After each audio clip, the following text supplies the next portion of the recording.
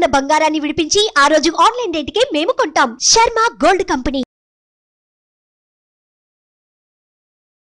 Hello views, welcome to India's largest digital network Suman TV. ఈ రోజు మనతో ఉన్నారు మన ఫేవరెట్ అయిన బీవీఎస్ఆర్ రెడ్డి గారు. సార్తో మాట్లాడదాం.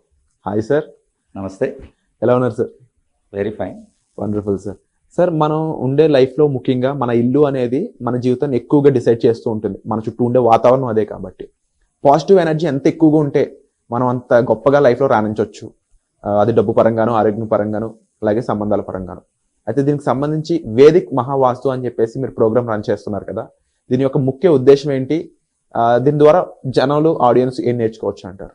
Shiva Om, welcome to my home lucky home and Vedic Mahavastu and mind money psychology. ఇక్కడ వాస్తు అన్నది ఏంటంటే వా అస్తు అని అంటే అది ఎక్కడ ఉంటే అక్కడ మంచి చేస్తుంది అనేది అర్థం.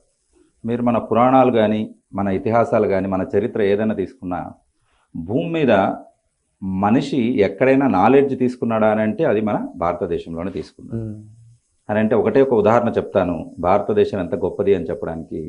వేరే యాజ్ రెడ్ ఇండియన్స్ అని అంటే మనం ఇప్పుడు అనుకున్న సోకాల్డ్ వెస్ట్రన్ కంట్రీస్ గొప్పగా ఇన్వెంటరీస్ ఉండే అమెరికాలో పళ్ళు తినడం చెట్టెక్కి, అలాగే పచ్చి మాంసం తినడం, ఈ రెండు తప్ప వేరేవి తెలియదు మనిషికి. ఆ టైంలో మనము సింధు నాగరికతలో డ్రైనేజ్ కూడా వాడాం.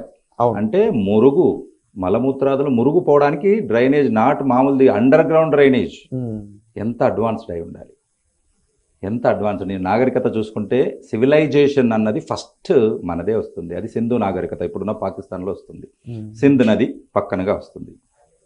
ఇది దేనికి మనం నిదర్శనం అని అంటే, విశ్వగురు ఎప్పటికీ ఇండియానే ఉండేది, ముందు కూడా ఇండియానే ఉంటుంది అని అంటే అందరికీ కూడా ఒక దారి చూపించిన దేశంగా ఇండియా ఉంటుంది.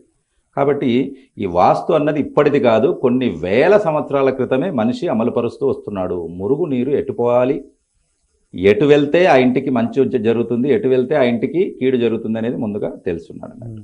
కాబట్టి మైక్రోస్కోప్ పుట్టకముందే, అంటే మైక్రోస్కోప్ రీసెంట్గా ఒక శతాబ్దం అంటే 100 years బ్యాక్ వచ్చింది, సైన్స్ డెవలప్ అయింది. మరి అంతకుముందు అయితే మైక్రోస్కోప్ లేదు.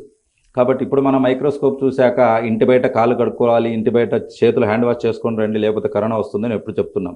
కానీ మీకు బాగా గుర్తుంటే పాతకాలంలో ఎవరైనా ఇంటికి వస్తానే చెమ్ముతో ఎదురు వెళ్ళేవాళ్ళు, ఇచ్చి కాళ్ళు చేతులు మొహము కడుక్కోమనేవాళ్ళు. ఇంకా ఏదైనా మనము అశుభ కార్యక్రమాలకి అంటే చావుకు కానీ వేదానికి వెళ్తే స్నానం బయట ఉప్పు నీళ్లతో చేసి లోపలికి వచ్చేవాడు. సముద్ర స్నానం మాట. ఉప్పు నీళ్ళు అంటే ఏంటంటే యాంటీవైరల్. ఇప్పుడు సైంటిస్టులు చెప్తున్నారు ఉప్పు నీళ్ళతో స్నానం చేయండి అని చెప్పేసి. సో ఈ నాలెడ్జ్ అనేది అఖండమైన నాలెడ్జ్ మన పూర్వీకుల ముందే ఉంది. ఆ నాలెడ్జ్లో ఒక భాగమే వాస్తు.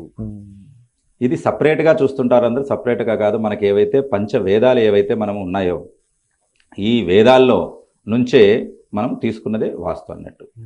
ఈ వాస్తుకు మనకు ప్రధానమైనటువంటి అంశం ఏంటి అని అంటే 5 పంచభూతాలు ప్లస్ నవగ్రహాలు, తర్వాత 45 మంది వాస్తు దేవతలు, ఇవన్నీ కూడుకున్నదే వాస్తు. అందరూ చాలా తక్కువగా చేస్తారు, ఏముందండి ఈస్ట్ వెస్ట్ నార్త్ సౌత్ ఏది అని చెప్పేసి. కానీ అలా కాదు. అది పైన చూసినప్పుడే మనం ఒక్కొక్క లేయర్ తీసుకుంటూ వెళ్ళే కొద్దీ మనకు ఇంకా ఇంకా ఇంకా మనకు తెలుస్తూనే ఉంటుంది. కాబట్టి మనం ఎప్పుడు కూడా నిత్య విద్యార్థి మాదిరే ఉండాలి. అంటే ఎప్పుడు కొత్తదనం నేర్చుకుంటూనే ఉండాలి. ఎప్పుడు కూడా ఎండ్ పాయింట్ అని ఉండదు విజ్ఞానానికి. ఇప్పటికీ కూడా ఎండ్ పాయింట్ అనేది ఉండదు. సో ఇంకొక భారతదేశం గురించి గొప్పగా చెప్పుకోవాల్సింది ఏంటంటే రసజ్ఞానము. మనకు రసాయన పట్టికలో ఎలిమెంట్స్లో మనకు 106 ఎలిమెంట్స్ ఉంటాయి. మనం హైడ్రోజన్, హీలియం, లిథియం, బెరీలియం ఇలా చూసుకుంటాం కదా, అలా ఉంటాయి. అందులో మనము గోల్డ్ ఏదైతే ఆరం అంటాం కదా, దానికి పక్కగానే ఐరన్ ఉంటుంది. కాబట్టి మన పూర్వీకులు రసజ్ఞానం ద్వారా దాంట్లో ఉండే ఎలక్ట్రాన్ ప్రోటాన్స్ను పెంచి ఇతర లోహాల నుంచి గోల్డ్ని తయారు చేయడం కూడా తెలుసుకోవాలి.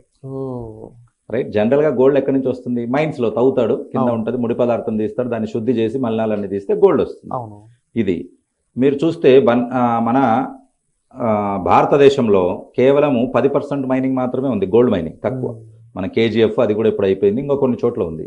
ఎక్కువ మైనింగ్స్ వచ్చేసి బయట ఉన్నాయి, జమైకాలో, ఆఫ్రికా, కొన్ని చోట్ల అమెరికా. గోల్డ్ మైనింగ్స్ అన్నీ అక్కడ ఉన్నాయి. మరి ప్రపంచమంతా ఒక 1000 కేజీలు ఉందనుకుందాం, అందులో దాదాపు 700 కేజీలు ఇప్పుడు భారతదేశంలోనే ఉంది. ఎలా మరి అంత గోల్డ్ మైనింగ్ లేనప్పుడు గోల్డ్ ఎక్కడి నుంచి వస్తుంది? పైగా ఇంకొక విషయం నేను చెప్తాను మీకు. భారతదేశానికి దండయాత్రకు కానీ దాని మీద కన్ను పడని దేశం అంటూ లేదు. ఫ్రెంచ్, డచ్, బ్రిటిష్, మొఘల్స్, ఎవరైనా తీసుకోండి, పర్షియన్స్ ఎవరైనా ముందు భారతదేశం వైపు వచ్చారు. ఎందుకు అని అంటే ఇక్కడ అఖండమైన సంపద ఉండేది. మనం ఊరికే చెప్పలేదు, మనకు చరిత్ర తప్పుగా చూసి మనల్ని చేపిస్తున్నారు. కానీ ఇప్పుడు 2024 తర్వాత మోదీ గారు చరిత్ర అంతా మారుస్తున్నారు. మనది అఖండమైన చరిత్ర. నేను పుట్టిన రాయలసీమలో రాసులు కుప్పలుగా పోసి అంటే డైమండ్స్ కుప్పలు పోసి కేజీల ప్రకారం అమ్మేవాళ్ళు.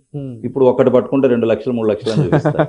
కుప్పలుగా పోసి అమ్మేవాళ్ళు. అలా కింద పడిపోతాయి కదా, అప్పుడు మార్కెట్లో ఏదైతే మిర్చి పడినట్టు అలా పడిపోయినవి మరీ మైక్రోస్కోప్ పెట్టుకొని తవ్వుకుంటున్నారు ఇప్పుడు. అంటే అప్పుడు మార్కెట్ చేయగా పడిపోయినవి తవ్వుకుంటున్నారు అని అంటే ఆ టైంలో మనం ఎంత సంపన్నులము, ఎంత జ్ఞానం ఉండింటే మన దగ్గరికి వచ్చేది. సో వరల్డ్ ట్రేడ్ ఉండేది అన్నమాట. కాబట్టి అందరూ వచ్చేవాళ్ళు, అంతే కదా. అడుక్కునే దేశాలన్నీ భారతదేశం వరకు వచ్చేవి. అలా వచ్చిన వాళ్ళే వీళ్ళంతా. బ్రిటిషర్స్ మన దగ్గరికి వచ్చేసరికి వాళ్ళ ఏదైతే డాలర్ వాల్యూ కానీ ఇప్పుడున్న యూఎస్ దాని కానీ $1 $10 వచ్చేలా ఉండేది అప్పుడు. ఇప్పుడు $1కి $80 వరకు పెంచుకుపోయారు. అని అంటే ఒక్కొక్కరు దోచుకుపోగా మిగిలింది ఇంత. కానీ ఇప్పటికీ కూడా 4వ మనకు గృహ తెరవలేదు. ఎక్కడిది? అనంత పద్మనాభ స్వామి. అది తెరిస్తే ప్రపంచంలో మళ్ళీ ఇప్పుడు కూడా ఇండియానే టాప్ ఉంటుంది, నెంబర్ వన్ ఉంటుంది. ఒకటి 100 దేశాలు 100 సంవత్సరాలు దోచుకున్నా కూడా ఇంకా సంపద ఉంది అని అంటే నిజంగా will should be very proud to be an Indian. అంటే అంత అఖండమైన సంపద, అంత అఖండమైన జ్ఞానం ఉంది. అందులో వాస్తు కూడా ఒక జ్ఞానము. ఏం చెప్తుంది వాస్తు అని అంటే, మనము ఇల్లు ఎటు కట్టుకుంటాం, ప్లేస్ ఎటు కట్టుకుంటాం, భూమి మీదనే కదా కట్టుకునేది. కాబట్టి ఆ తీసుకునేటప్పుడే ఎటువంటి స్థలాలు తీసుకోవాలి, ఏ వైపుకు ఏముండి తీసుకోవాలి, ఏ వైపుకు డోర్ ఉంటే మనకు అనుకూలంగా వస్తుంది, ఎందుకు నైరుతిలో మనము గుంతలు పెట్టుకోకూడదు, ఈశాన్యం వైపు పెట్టుకోవాలి. నైరుతి పవనాలు అని అంటాం. అంటే మనకు నైరుతిలో ఏముంటుంది, కేరళ ఉంటుంది. ఫస్ట్ రెయిన్ మాన్సూన్ అటాక్ ఎక్కడ వస్తుంది, కేరళకు వస్తుంది. కాబట్టి ఋతుపవనాలు అంటాం. అవి ఎక్కడి నుంచి వస్తున్నాయి, మనకు సౌత్ వెస్ట్ నుంచి వస్తున్నాయి. సౌత్ వెస్ట్ నుంచి విండ్ వచ్చింది అనుకోండి, కాబట్టి ఫస్ట్ అక్కడ ఓనర్కు తగులుతుంది, అంటే ఫ్రెష్ గాలి. కానీ అక్కడి నుంచి బయట హాల్లోకి, హాల్ నుంచి కిచెన్ నుంచి బయటికి. లేదు నేను అలా కట్టుకోను, సౌత్ వెస్ట్లో నేను కిచెన్ పెట్టుకుంటాను అని అన్నాడు అనుకోండి, అంటే కొంతమంది మూర్ఖులు అలా వాదించవచ్చు, ఎందుకు ఇక్కడే పెట్టుకోవాలి. సరే, నువ్వు సౌత్ వెస్ట్లో కిచెన్ పెట్టుకుంటే ఏం జరుగుతుంది, ఒకవేళ అనుకోకుండా ఏదైనా ప్రమాదం జరిగింది అనుకోండి. ఇప్పుడు మనం చెప్పుకున్నట్టు సౌత్ ఈస్ట్లో కిచెన్ ఉంటే ప్రమాదం జరిగితే గాలి ఇటు వస్తుంది కాబట్టి నిప్పు బయటికి పోతుంది, తక్కువ ప్రమాదం. నువ్వు సౌత్ వెస్ట్లో నిప్పు పెట్టుకుంటే ఏం జరుగుతుందో ఊహించవు. ఒకసారి ముందు నైరుతి రూమ్లో కాలుతుంది, తర్వాత హాల్ వస్తుంది, తర్వాత ముందట మొత్తం ఇల్లంతా అంటుకుంటుంది, కొంప కొల్లేరవుతుంది. Proper scientific way. Proper scientific way. కాబట్టి సౌత్ ఈస్ట్ నుంచి విండ్స్ మీరు నెట్లో కొట్టండి, ఎక్కడి నుంచి ఎక్కడికి విండ్ వస్తుంది అని కొట్టండి. నైరుతి ఋతుపవనాలని మీకు అల్నినో అని మనకు చూపిస్తారు, వాతావరణ శాఖ ఎటు వస్తున్నాయి గాలులని. అందులో మనకు నైరుతి నుంచి ఈశాన్యం వైపుగా వస్తాయి. కాబట్టి ఈశాన్యంలో మనకు సూర్యుడు, ఇక్కడ ఉత్తరాయణం దక్షిణాయనం అని సగం ముందుకు సగం వెనక్కి వెళ్తుంటాడు ఆయన. కాబట్టి మనము ఈశాన్యంలో తలుపులు ఎందుకు పెట్టుకోమన్నాము, అది ఉత్తర ఈశాన్యం కానీ తూర్పు ఈశాన్యం కానీ అంటే ఎండ బాగా లోపలికి వస్తుంది. సూర్యరశ్మి లోపలికి వస్తే అది ఎంత ఉపయోగమో కరోనా తర్వాత అందరికీ తెలిసింది. ఎందుకంటే సూర్యరశ్మికి క్రిములను, వైరస్లను చంపే గుణం ఉంది అని. అది మనోళ్ళు ముందే ఎప్పుడో పెట్టి ముందు ఉత్తరానికి తూర్పుకు తలుపు పెట్టుకోండి అని మనకు చెప్పారు. అంటే సార్ ముఖ్యంగా ఈ పాయింట్స్ ఎవరికి తెలియదు. అండ్ వాస్తులో మీరు చెప్పినట్లు ఎన్నో లోతైన పాయింట్స్ చాలా ఉన్నాయి. అండ్ ఇంకొక మాట అన్నారు కదా స్టార్టింగ్ లో, దీని ద్వారా ఎవరి వాస్తు ఎవరి ఇల్లు వాళ్ళు చూసుకోవచ్చు అనేది. అది ఎలా సాధ్యం అంటారు? ఇప్పుడు దానికే మనం 21st నుంచి ఆన్లైన్ ఆఫ్లైన్ క్లాసెస్ కండక్ట్ చేస్తున్నాం. ఈ క్లాస్ అటెండ్ అయిన వాళ్ళకి ఘంటాపథంగా చెప్పగలుగుతాం, మీ ఇంటి వాస్తు మీరే చూసుకోవచ్చు. మీ ఇంట్లో మీరు వాస్తు ప్రకారం కాకుండా మీరు జాతక ప్రకారంగా మీకున్న నవగ్రహాలను మీరు సెట్ చేసుకోవచ్చు. అంటే మీ ఇంట్లోనే 9 ప్లానెట్స్ ఉంటాయి, మీ ఇంట్లోనే 45 దేవతాస్ ఉంటారు. బ్రహ్మ నా రాత ఇలా రాశారని బాధపడుతుంటారు కదా, ఆ బ్రహ్మస్థానంలోనే బ్రహ్మ ఉంటాడు. కాబట్టి అక్కడ కూర్చొని మీరు వాస్తును సరి చేసుకుని, వస్తువులను సరి చేసుకుని, కలర్స్ను సరి చేసుకుని, మెటల్స్ను సరి చేసుకుని మీ తలరాత మీరే మార్చుకోవచ్చు. వండర్ఫుల్. కాబట్టి నా డబ్బులు పోతున్నాయి, నాకు ఎక్కడ సక్సెస్ రావట్లేదు, నేను ఎక్కడ పెట్టినా నాకు నష్టం వస్తుంది, ఇలా అనుకునే వాళ్ళందరూ కూడా మీరు ఏ పాయింట్లో అంటే వేస్ట్ జోన్లో ఉంటే వేస్టేజే వస్తుంది. కాబట్టి మీరు ఏ ఏరియాలో ఉంటే ఆ ఏరియా క్యారెక్టర్స్ వస్తాయి. సైన్స్ ఏం చెప్తుంది, సబ్కాన్షియస్ మైండ్, మన ఇండ్లు మన సబ్కాన్షియస్ మైండ్ అన్నట్టు. కాబట్టి మీరు చూడండి, లండన్ కానీ ఈఫిల్ టవర్ పోండి, అక్కడ ఒక ఈఫిల్ టవర్ బొమ్మ తీసుకొని దీన్ని నేను హాల్లో పెట్టుకుంటాను లేకపోతే బెడ్రూమ్లో పెట్టుకుంటాను అన్నావు, నువ్వు పోయిందేమో ప్యారిస్కి వెళ్ళావు ఈఫిల్ టవర్ దగ్గరికి, కానీ ఇంటి గురించి ఆలోచిస్తున్నాను. ఎక్కడ పోయినా నేను ఇంట్లో అయితే అలా పడుకుంటుంటే, నేను ఇంట్లో అయితే ఇలా తింటుంటే అని. అంటే ఇల్లు మన సబ్కాన్షియస్ మైండ్, మన మైండ్లోంచి వెళ్ళలేదు. కాబట్టి అది సొంత ఇల్లు కానీ అద్దె ఇల్లు కానీ ఇంటితో మనకు అంత అడాప్షన్ ఉంటుంది. చాలా వరకు అసలు మనం దాన్ని తీయలేమన్నట్టు. అటువంటి ఇంటిని మనం పాజిటివ్గా మలుచుకుంటే మనకు పాజిటివ్ వైబ్స్ వస్తాయి. Wonderful sir. అండ్ మీరు చెప్పిన విధంగా నెగిటివ్ ఎనర్జీని తీసేయడానికి సంబంధించిన ఆ వాస్తు టెక్నిక్స్ అయి ఉండొచ్చు, ఆ నాలెడ్జ్ అయి ఉండొచ్చు, దీన్ని ఒక ప్రోగ్రామ్ ద్వారా, ఒక క్లాస్, ఒక వర్క్షాప్ ద్వారా మీరు జనాలకి ఇవ్వడం అనేది చాలా మందికి ఉపయోగపడుతుంది సార్. అండ్ తప్పకుండా మీరు ఈ వర్క్షాప్స్కి అటెండ్ అవ్వాలి అనుకున్నట్లయితే 21st ఏప్రిల్న ఇది ఆన్లైన్లోను అలాగే ఆఫ్లైన్లోను హైదరాబాద్లో నిర్వహించడం జరుగుతుంది అనమాట. సో దీనికి సంబంధించిన వివరాల కోసం మీరు డిస్ప్లే అవుతున్న నెంబర్స్ కాల్ చేసి మీరు ఇమీడియట్గా సార్ యొక్క టీంని అయితే కన్సల్ట్ చేయొచ్చు. సో దీనికి సంబంధించి ఎటువంటి డౌట్స్ ఉన్నా సరే కామెంట్ చేయడం మర్చిపోవద్దు. And wonderful information sir. Thank you so much. Sure.